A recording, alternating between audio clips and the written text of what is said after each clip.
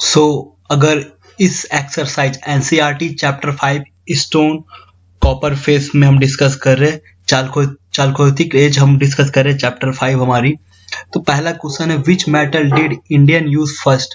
तो ऐसा कौन सा मेटल है जिसे इंडिया ने पहले यूज किया था, और उस मेटल के चलते जो इंडियंस की लाइफ है, जो ह्यूमंस की लाइफ है, वो अफेक्ट कैसे करती है। और सेकंड क्वेश्चन है give an account of Indian culture in stone copper face. तो स्टोन कॉपर फेस के टाइम पे इंडियन कल्चर में क्या क्या था, ये हमें डिस्कस करना है। तो ये चैप्टर 5 में ये दो क्वेश्चन से रिलेटेड ही मोस्ट इंपॉर्टेंट यहाँ पर आपको फैक्ट्स मिलेंगे। तो ये चैप्टर 5 हमारा स्टोन कॉपर फेस।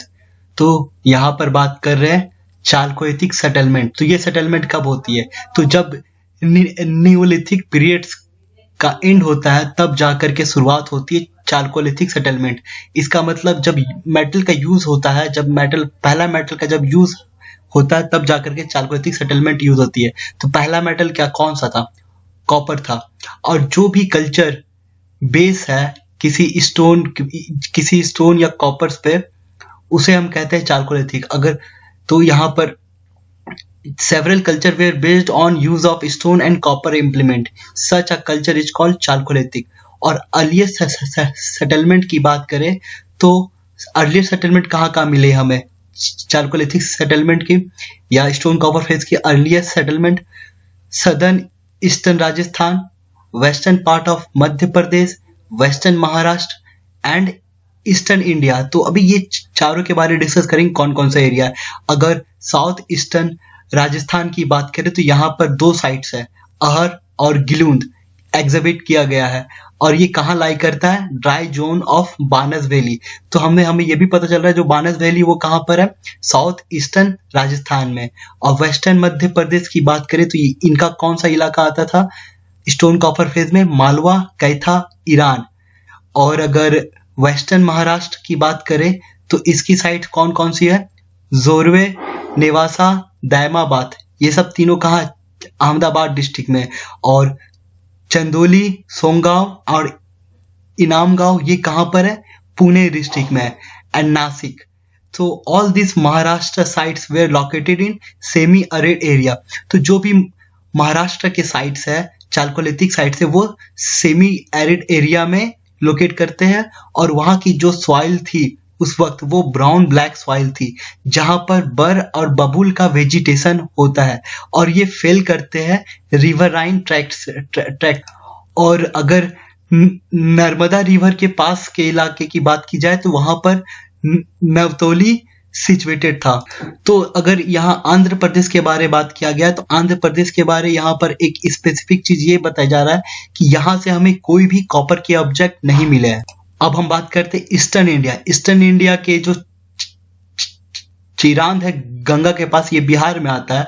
इसके और रीजन है ईस्टर्न इंडिया में, पांडु राजा दिबी, ये कहाँ पर है, बुर्दवान में है, बुर्दवान डिस्ट्रिक्ट में है। और महिषदाल ये मिदनापुर डिस्ट्रिक्ट में। ये दोनों कहाँ पर लाई करते हैं, ये वेस्ट बंगाल में लाई करते हैं। और अगर चालकोलिथिक कल्चर की बात करें तो इस टाइम पे पीपल जो है वो स्मॉल टूल्स और जो स्टोन के बने वेपन होते थे उसे यूज करते थे। और यहाँ पर ब्लेड की इंडस्ट्री फ्लोरिश हुई थी। और जो स्टोन एक्स थे वो भी कंटिन्यू रहे थे इस टाइम पे। और ये जो एरिया रहते थे ये हिल से ज्यादा दूर सिचुएटेड नहीं रहते थे। सो अगर हम अहर और गिलूंद की बात करें तो यहाँ से हमें जो कॉपर्स के इम्प्लीमेंट है वो काफी ज्यादा नंबर पे पाए गए हैं। और ये जो रीजन है ये ड्राई जोन है, ड्राई एरिया है। कहाँ पर, बानस रिवर वैली जो कि राजस्थान में। यहाँ पर हमें कॉपर्स के इम्प्लीमेंट कुछ ज्यादा पाए गए हैं। अहर और गिलूंद ये भी राजस्थान में आते हैं, साउथ ईस्टर्न राजस्थान। और ये जो इलाका हमारा अहर जो कि राजस्थान का इलाका, यहाँ पर एक्स और ब्लेड अब्सेंट रहे, नहीं मिले। और जो अदर हैंड एक्सेस है या अदर ऑब्जेक्ट है जो कॉपर से बने हैं वो काफी ज्यादा अमाउंट में लोकली अवेलेबल थे। और अगर गिलूंद की बात करें तो यहाँ पर स्टोन ब्लेड इंडस्ट्री भी है। अगर हम जोरवे और चंदोली की बात करें जो कि ये महाराष्ट्र में है ये एरिया, यहाँ पर फ्लैट रेक्टेंगुलर कॉपर एक्स हमें मिले हैं। और जो कॉपर चीजल है ये हमें चंदौली डिस्ट्रिक्ट में हमें मिली है। सो अगर स्टोन कॉपर फेस के टाइम पे पीपल जो यूज कर रहे थे पोइट्री को यूज कर रहे थे, और वो पोइट्री की टाइप्स थी, ब्लैक पोइट्री थी और एक रेड पोइट्री थी, और ये दोनों पोइट्री काफी वाइडली यूज होती थी। तो ये वाइट लीनियर डिजाइन में ये पोइट्री थी, और ये कहाँ this is true not only of settlement in Rajasthan, तो ये राजस्थान के लिए भी मध्य प्रदेश और महाराष्ट्र में, और इसकी जो हैबिटेशन थी वो मिली है बिहार और वेस्ट बंगाल में। और जो पीपल्स मध्य प्रदेश और महाराष्ट्र में रहते थे वो प्रोड्यूस करते थे channel spouted pots, dishes on stand and bowl on stand. So ये सब जो पोल्ट्री थी, ये जो पोट्स थे, ये सब यूज आते थे घर के पर्पस के लिए, फॉर स्टोरिंग फूड, इस फूड को स्टोर करने के लिए, मिल्क को स्टोर करने के लिए, dishes on stand, ball on stand. It would be wrong to think that all people who use black and red poetry possess the same culture। तो ये स्टेटमेंट इंपॉर्टेंट है कि जो पीपल्स ब्लैक और रेड पोएट्री यूज करते थे उनका same culture है, ऐसा नहीं है। We can notice different in their form of poetry and implements. अब जो लोग स्टोन कॉपर एज में रहते थे, जो इलाका जैसे कि south eastern Rajasthan, western Madhya प्रदेश, वेस्टर्न महाराष्ट्र, यहाँ पर जो लोग रहते थे ये डोमेस्टिकेट करते थे एनिमल्स को, और वो कल्टीवेट करते थे फूड ग्रेन्स को, और वो अपने पास काउ, गॉट, सीप, पिग्स, बफेलो, ये सब को वो डोमेस्टिकेट करते थे, और ये हंटिंग करते थे डियर की। और जो कैमल्स के रिमेन्स है वो भी हमें यहाँ से पाए गए हैं, पर यहाँ पर ये क्लियर नहीं होता इस फेज में कि हॉर्स थे या नहीं थे, और कुछ हमें एनिमल्स के रिमेन्स मिले हैं और वो बिलोंग या तो फिर वो हॉर्स होंगे या डंकी होंगे या वाइल्ड एज होंगे, पर ये कंफर्म नहीं है। और स्टोन कॉपर फेज में पीपल्स बीफ खाते थे, पर इसका कोई अंदाजा नहीं है कि वो पोर्क खाते थे या नहीं। और यहाँ के जो पीपल्स है वो व्हीट और राइस को प्रोड्यूस करते थे, और ये स्टेपल क्रॉप्स को भी कल्टीवेट करते थे, और ऑल्सो कल्टीवेटेड बाजरा को भी ये कल्टीवेट करते थे, और ये प्रोड्यूस करते थे पल्स। जैसे कि पल्स की अगर टाइप्स की बात करें तो लेंटिल्स जिसे कहते हैं मसूर, black gram, green gram, grass P, ये सब ये प्रोड्यूस करते थे। और अगर बात करें ये जो सारे जो टाइप्स के फूड ग्रेन्स हैं ये हमें कहाँ मिलते हैं, नवतौली डिस्ट्रिक्ट में मिलते हैं, जो कि कहाँ सिचुएटेड है, नर्मदा रिवर के नियर में सिचुएटेड, और ये कहाँ पर आता है, महाराष्ट्र में आता है। और ये स्टेटमेंट आपका इंपॉर्टेंट है। तो इंडिया में जितने तरह के सीरियल्स हमें डिस्कवर किए गए हैं वो हमें किसी अदर प्लेस में डिस्कवर नहीं किए गए हैं एज अ डिगिंग करके। जैसा कि हमें पता है वेस्ट बंगाल में फिश एक रेगुलर फूड है वहां पर, तो ईस्टर्न इंडिया में फिश के हुक पाए गए हैं। कहाँ, बिहार और वेस्ट बंगाल में फिश के हुक पाए गए, और यहाँ पर राइस भी पाई गई है। और बंगाल और बिहार, बंगाल की तो पॉपुलर डाइट फिश है और राइस है। और जो चालकोलिथिक पीपल्स थे वो बर्न्ड ब्रिक से, उन्हें पता नहीं था कि बर्न्ड ब्रिक से भी हाउसेस बनती है, विच वेयर सेल्डम यूज्ड। तो इनके हाउस मड ब्रिक के बने होते थे, but mostly this were constructed with wattle and daub and seems to have been thatched house at Inamgaon में। अर्लीस्ट चालकोलिथिक फेज की बात करें जो कि वेस्टर्न महाराष्ट्र में, यहाँ पर लार्ज मड हाउस मिले हैं और उसके साथ ओवन भी मिले, और एक सर्कुलर पिट की हाउस भी हमें इनाम गांव में मिली है। और लेटर फेज में जो कि टाइम है आपका 1300 BC से लेकर 1000 BC तक, यहाँ पर हमें घर मिले हैं 5 room. We have a house with 5 rooms और 4 रेक्टेंगुलर और 1 सर्कुलर, ये इस टाइप में घर मिले हैं। तो 4 रूम और एक आपका सर्कुलर, 4 रेक्टेंगुलर और एक सर्कुलर, मतलब बरांडा की तरह। तो ये सजेस्ट करता है कि एक लार्ज फैमिली यहाँ पर रहती थी। तो settlement became stable and wide spread. तो सेटलमेंट अब स्टेबल भी होने लगा था और बढ़ने भी लगा था, और इसी फेज को हम कहते हैं जोरवे कल्चर। तो याद रखना जोरवे कल्चर किसे कहते हैं। और ये जो जोरवे कल्चर है ये एक विलेज बन गया था, विलेज के, और ये जोरवे के नियर में एक रिवर सिचुएटेड थे, उसका रिवर का नाम है प्रावेया रिवर। और अगर हम जोरवे कल्चर की बात करें तो हर एक जो जोरवे विलेज थे वो काफी न्यूक्लिएटेड थे, मतलब सेंटर में सारे घर बने थे, मतलब जो सेटलमेंट थी वो 35 से भी ज्यादा घरों की सेटलमेंट थी उनकी साइज से रिलेटेड, और जो साइज थी वो डिफरेंट थी, वो सर्कुलर में भी थे, रेक्टेंगुलर में भी थे से।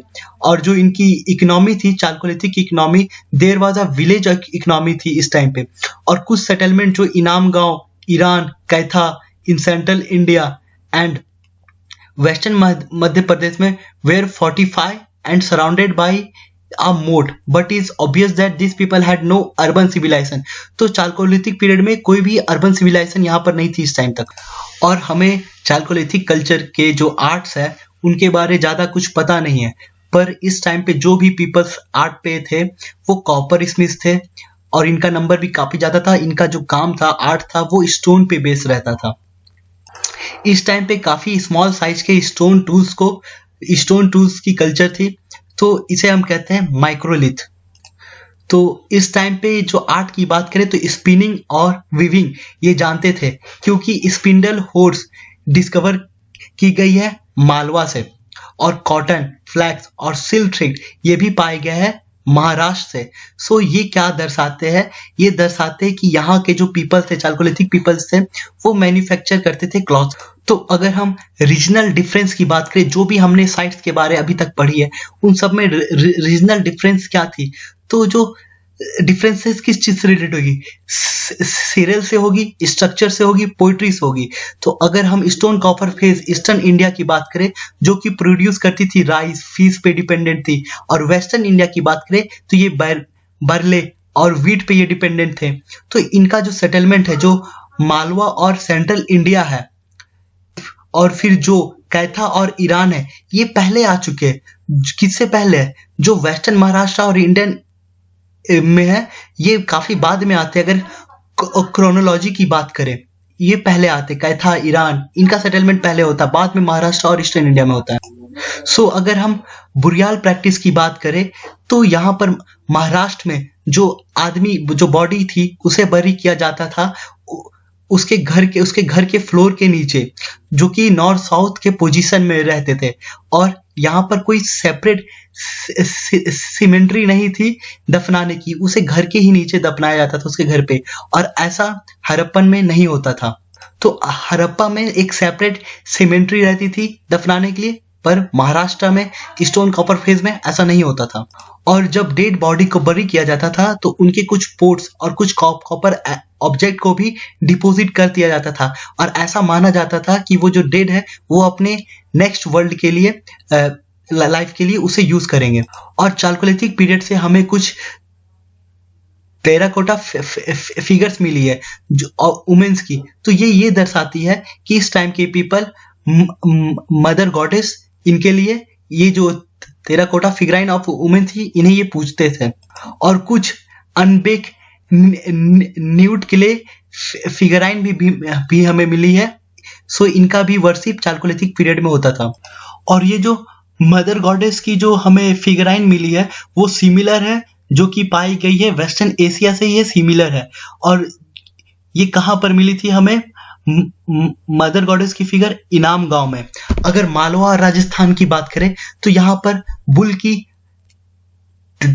टेराकोटा था, तो बुल का ये दर्शाता, सर्व करता है एक तरह से रिलीजियस कल्ट।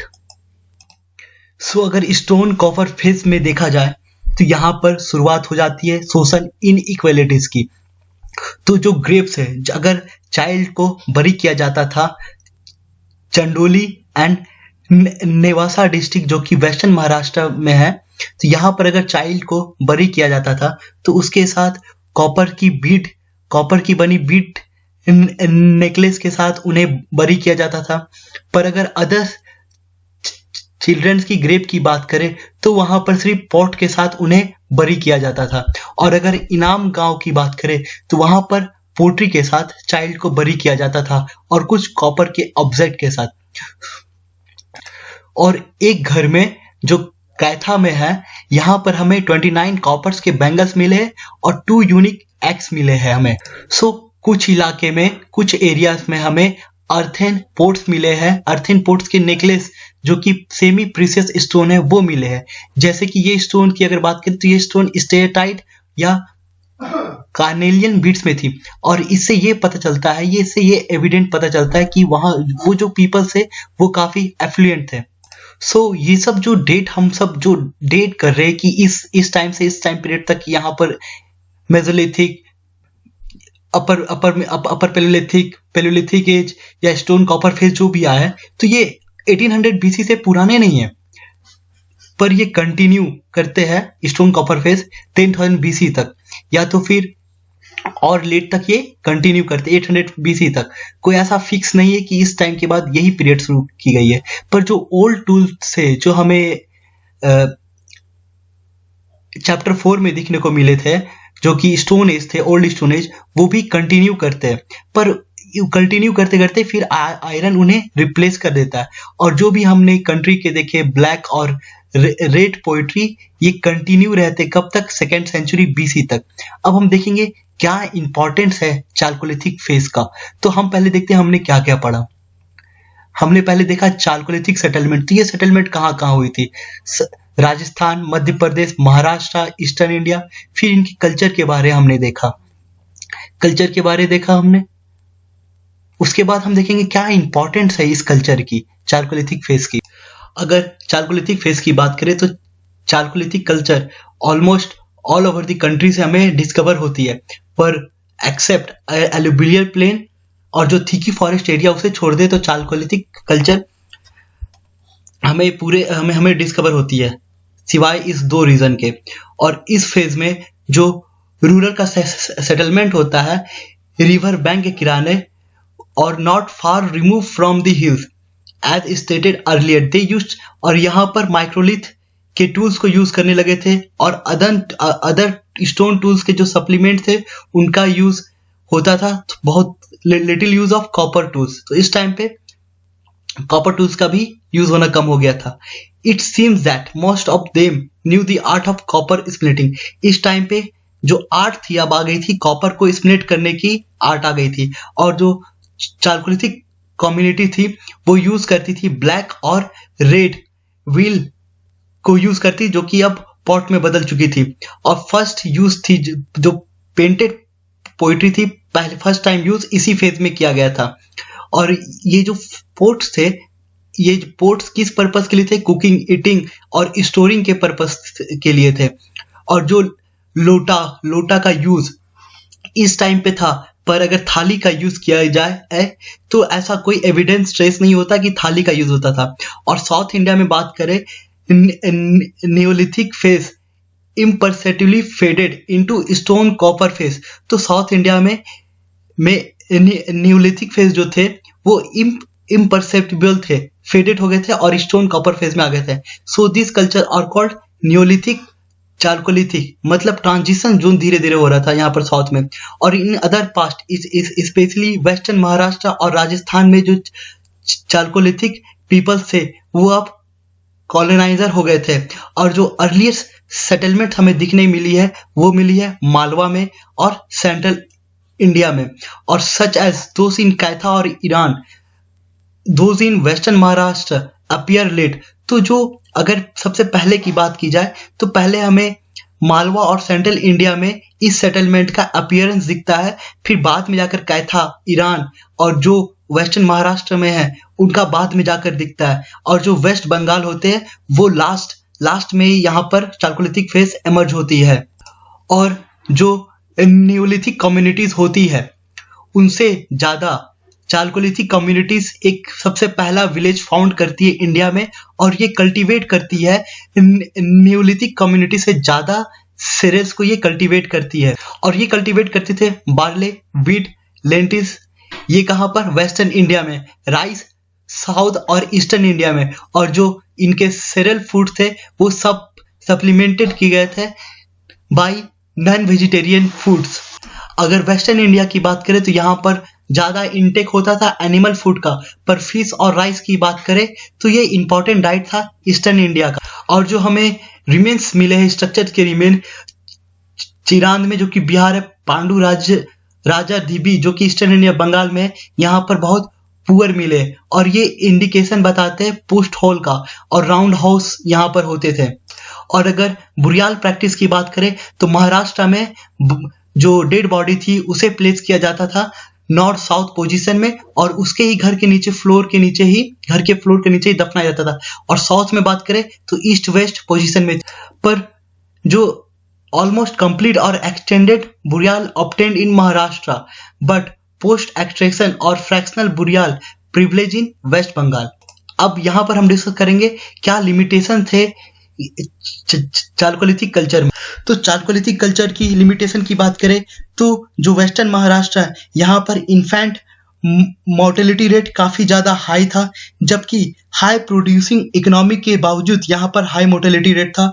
और सप्लाई ऑफ कॉपर, जो कॉपर की सप्लाई थी वो काफी लिमिटेड थी, और ये लिखना नहीं जानते थे और इनके पास टेक्निकल नॉलेज नहीं थी। और जो स्टोन कॉपर फेज है, स्टोन कॉपर फेज ये दर्शाते हैं रूरल बैकग्राउंड को ये शो करते हैं। और यहाँ पर ये इन्हें नहीं पता था कि टीन और कॉपर को मिला करके ब्रॉन्ज के टूल्स बनते हैं।